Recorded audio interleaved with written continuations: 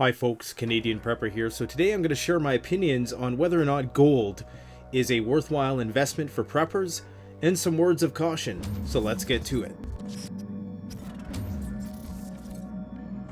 Alright, so in the past I've been of the persuasion that precious metals were not precious for preppers, simply because you cannot eat gold, you cannot eat silver, and when things came down to the wire, people are not going to be willing to barter real commodities for metal which does nothing more than conduct electricity well.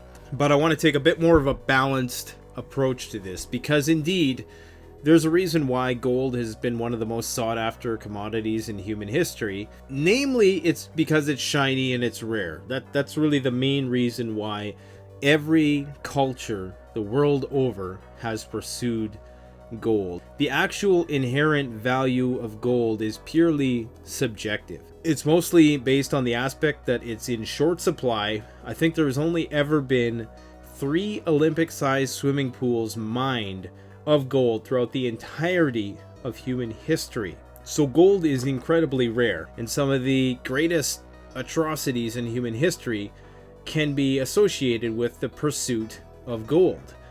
So one of my first words of caution is that gold can quickly become an obsession. Gold can make people do very bad things. And it's arguable that it's probably at once the root of all evil, and it's funny and ironic that the golden rule is called the golden rule, when I've heard it said before that gold is what rules. He who owns the gold is who rules. But at once it's praised by religions the world over. It's built into the walls of churches. Hindu temples are built out of this stuff. There's shrines the world over, from the Incan Empire to anywhere in the world you go. Gold is going to be something which is praised, dare I say, and quite ironically so, worshipped. Because as many of you know, in the Judaic religion, I believe it was Moses on Mount Sinai who came down after people were worshipping this golden calf. And he said, you know, WTF, what y'all doing worshipping this golden calf? I've been up here on this mountain for 40 days and 40 nights or whatever the heck it was, talking to this burning bush. And yeah, you know, this is the thing. Generally speaking, I know my religious scripture and all the rest. I know the main stories because I was raised in a Catholic background. Personally, I'm going to say I identify with agnosticism. I don't associate with any one particular religion. And part of the reason why is because of that contradiction, that there is, at the one hand, this glorification of gold. So many terrible things have been done in the pursuit of gold. So many people have died. Like the South Americans were decimated by the conquistadors who came over and were searching for gold. And of course there was the old cliche of Nazi gold. The people who have to mine the gold the world over are doing so in quite appalling conditions even to this day. So gold, there's nothing to be glorified about gold. There's nothing to be glorified about how it's mined, about the people who have died for it. And what I would caution against is that that's definitely going to replicate and play out in a SHTF scenario. So to think that that gold might not make you a little crazy in the head, and it might not make people do very heinous things, you know, you better watch out. And you better also watch out where you buy the gold, because if you're stacking gold, even if you're burying it, and this is the thing, if you do buy precious metals, make sure you have them in your possession somewhere, at the very least.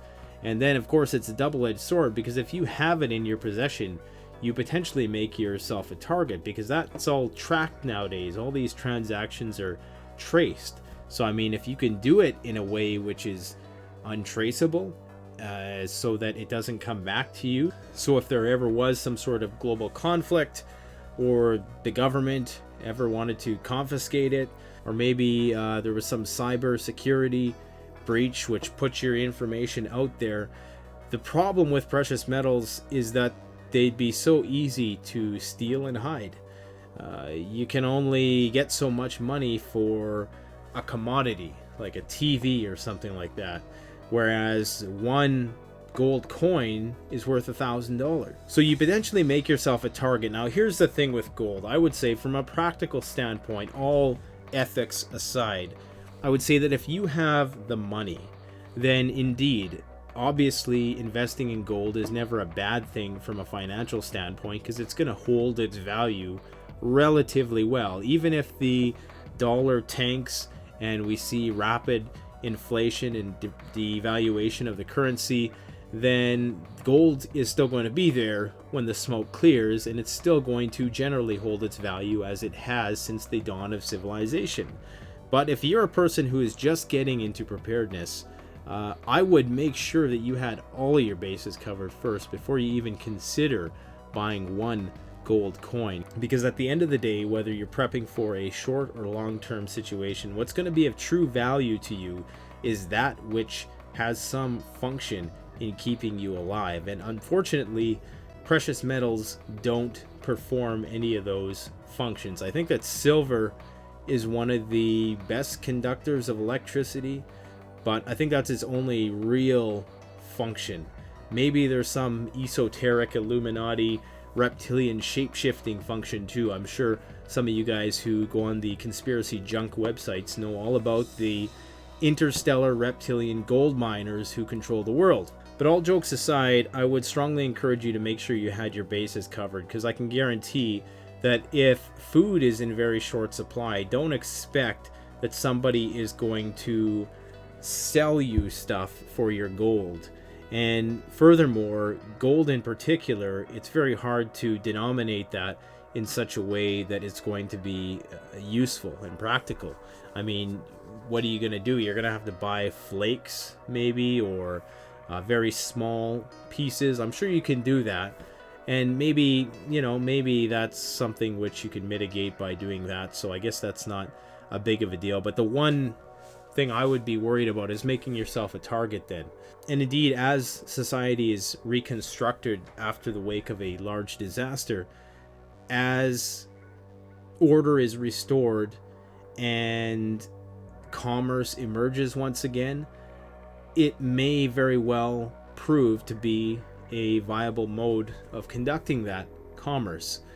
But I would caution against making yourself a target by standing out, because right when people know you have gold, and once there's the slightest bit of order remaining, marauding is going to become more than just pillaging for food and resources. The way of the world will go back to how it's always been in a lawless environment, with these rogue groups plundering those with things of value for their own gain. So don't make yourself a target. So my core advice is, if you want to prep something which is going to last a long time, put away non-perishable food items like rice, honey. Honey is probably going to be worth as much as gold someday, and in the past it was. Commodities like soap, medicines, alcohol, these things are probably going to get you much further in terms of bartering, and you're not going to make yourself a huge target in the process, because I can guarantee if things really do get bad and take a turn for the worse, people aren't going to want to trade you for their gold, but there may well be a group of people who are out headhunting for it. So to sum up my perspective here, in terms of the utility of gold in a post-collapse environment, I would say number one, make sure that 100% of your practical prepping needs are first met before you even consider stacking silver or gold. Once you have ample supplies in place, namely an ample supply of food, you probably should have at least 6 months to a year of food stored away before you even consider investing in these precious metals. But after that, if you're just wanting something to hold its value, then sure, put it in gold, but make sure you have it in your possession, because there is absolutely no guarantee that you're going to ever see that money in the case of the collapse. Now, while we're on the topic of money, we should probably talk about cryptocurrencies, because I always get asked this question about Bitcoin. And personally, I know nothing about Bitcoin. It's never even been something I've considered. Well, I have considered it. I do look at the price once in a while. I looked at the price a couple of years ago, and it was looking to go up and up and up. And it may continue, it may tank, I don't know. The thing that I've always been worried about with Bitcoin is the fact that it's nothing, it's nowhere. It's less tangible than even the American fiat currency. So with that in mind, I don't think as a prepper it's necessarily a safe investment, because of course if the economy collapses or if there is a disaster, that's the first thing. That's as grid as it gets. Money that's just out there in the virtual ether is not going to be able to be had in a crap hits the fan situation. That's the first thing that goes bye-bye when the power goes out. Basically, it's going to be non-existent. And you may have some papers proving that you own some Bitcoin, but who's going to give a damn under those conditions? Absolutely no one. At least if you have some hard precious metal in your possession, that's better. What is that old saying? A bird in hand is worth two in the bush, or something like that. So I don't think that statement applies any better than the comparison between precious metals and cryptocurrency. I would probably be putting my money in precious metals. That said, if you got the money to buy a Bitcoin or two and you're not worried about how that whole scheme is going to play out, and I do think it's kind of a scheme, because even with the gold market, there's all sorts of corruption that in terms of how the price is moderated. I don't know much about it, but I just know that there's people who corner the market with the gold, and that really affects the prices, and there's lots of insider trading that goes on that we, the common man, are not really privy to. So I would just exercise caution with any of your investments, which should go without saying. But these cryptocurrencies, man, my gut's telling me that this is not what it's being made out to be. There's a lot of people who seem to think that it's somehow some anti-globalist thing, that it's to fight against the central banks and all the rest. And I can only scratch my head with that, because there is nothing that has better approximated a one world currency in a way than Bitcoin, or than a cryptocurrency that just exists out there in the universal virtual ether. But you know what? I could be totally wrong about that, and in 10 years, people who own one Bitcoin now could be millionaires. I don't know. But that money has to come from somewhere. That's the other thing that's quite puzzling to me, is where does the money really come from? Where does the value come from? It's one thing to have a fiat currency, to have a physical piece of paper that is worthless, but what happens when you have a digital coin that essentially is deemed worthless at some point down the road? So I don't know. Let me know what you think. I just want to say we're now carrying these silky Excels. This is hard currency right here. You can put this away, and this would be a great thing to barter. These saws, or something like it, a small tool, a knife, things of that nature. That's what I would be stockpiling for barter. Alcohol in particular, because that stuff's going to last forever depending on what kind you get. This is the Ultra XL Curve, 240 millimeter. I believe it's 7.5 teeth per inch. So it's going to cut well. It's got that nice curved edge. It's got a more ergonomic handle than the F180. And that's what really distinguishes the XL class of silky saws from the F180 type backpacking saws. It's just got a nice rubberized handle, rubber over metal. I think it's probably some kind of aluminum or something like that, but a much more rugged design, a little bit heavier in weight. So if you had to do a lot of work, this rubber handle is going to do well. And I like that it's curved, because it's kind of got a bit of a pistol grip.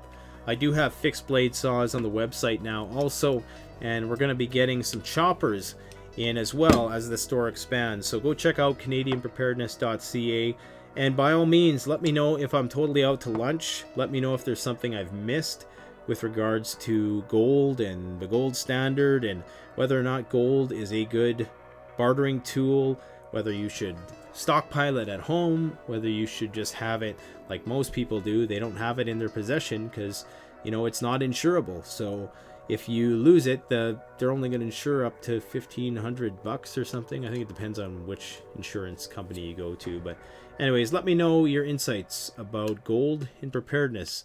Thanks for watching. Don't forget to like, comment, subscribe. Canadian Prepper out.